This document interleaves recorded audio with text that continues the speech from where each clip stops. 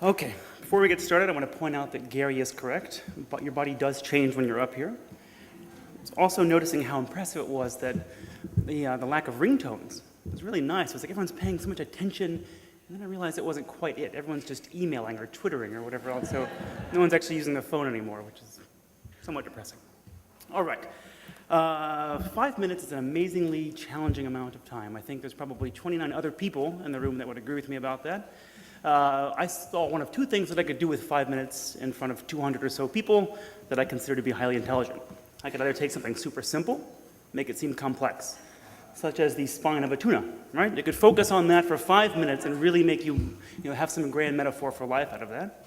Or the converse, take something super complex and attempt to make it seem simple. In spite of my better judgment, perhaps, I've chosen the latter path, and we'll only know if that works in about 4.5 minutes. Although I do want to steal your boombox, because I'm going to go over by about 2 or 3 minutes. So.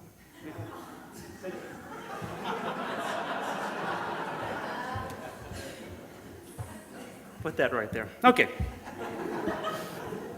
You can't get it. Where should I point this? I see people pointing at a monitor, but perhaps that way. I'll point that way. Okay. Look at that. First try. Yeah. I want to spend a few minutes, 3 minutes and 53 seconds, talking about this idea of good.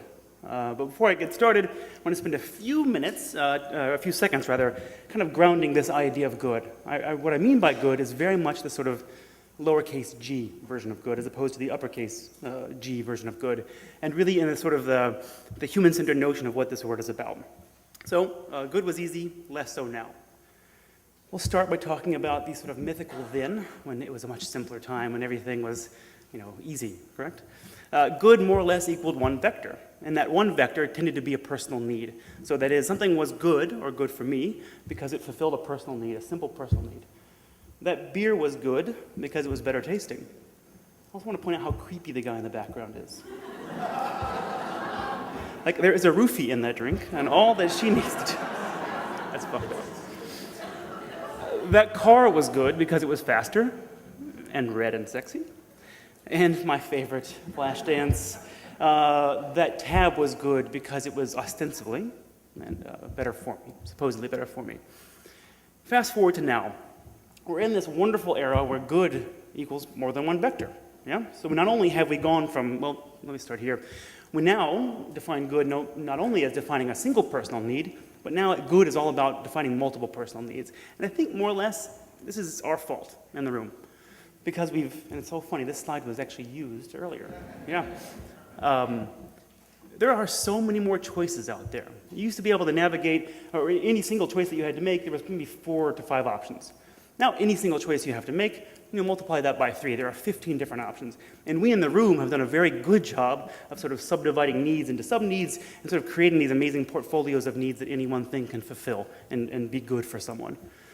But wait, that's not all. There's also a whole series of meta-issues that we're either forced to or we desire to pay attention to now. And that all sort of create this amazing web of choices that we have to make to understand what good is. Environmental issues, systemic issues, political issues, the list goes on and on. To ground that, or the reason why I think that is because we're more aware. I think as a culture, we've zoomed out a little bit. We understand that we fit into a sort of a grand context, and that's really sort of on the environmental side. On the systemic side, more often we've been forced into paying attention to this idea that we fit into something larger. And I'll ground that for you in an example. In cat food. Who doesn't want to talk about cat food in front of 200 people? Good used to be more or less defined by what was tasty or tastier, right? I bought my food for Fluffy because she loved it and it tasted great. Yeah? Lots more options out there. Not only do I want my food to taste good for Fluffy, I want her to live to be 18 or 19 years old. So now I also want the healthier option. And not only do I want to be tastier and healthier, you know what? Because I want the cheaper option as well.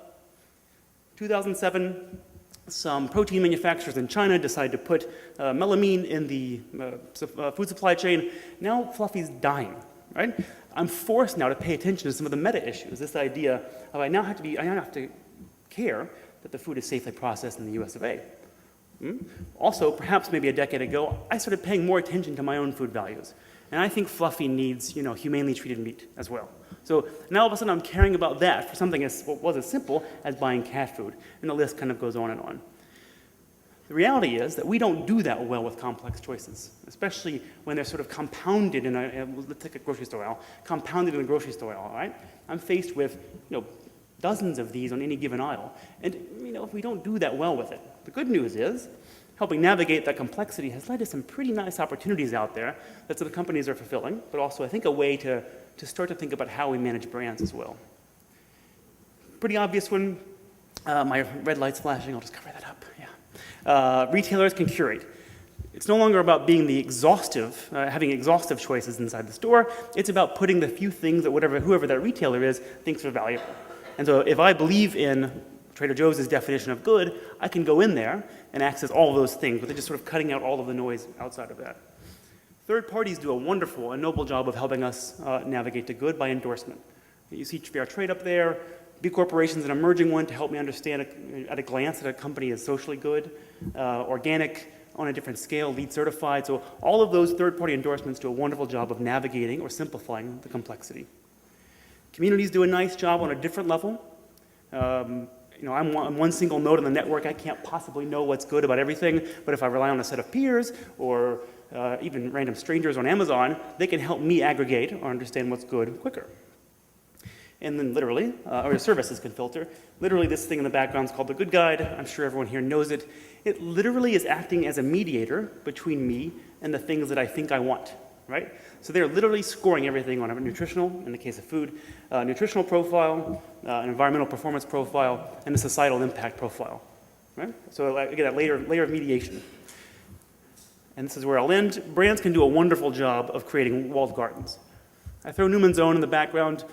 I think it's an interesting brand, perhaps not a great brand, but it does one thing that I think is really wonderful, and that they answer all of those meta issues with the brand. They answer the environmental issues, the societal issues, et cetera, with Newman's Own brand, which then frees people up to navigate the products just only on personal need. So you enter in that walled garden of Newman's Own, and you can access anything from within that. Quick recap. Good's complex. We don't deal well with complexity.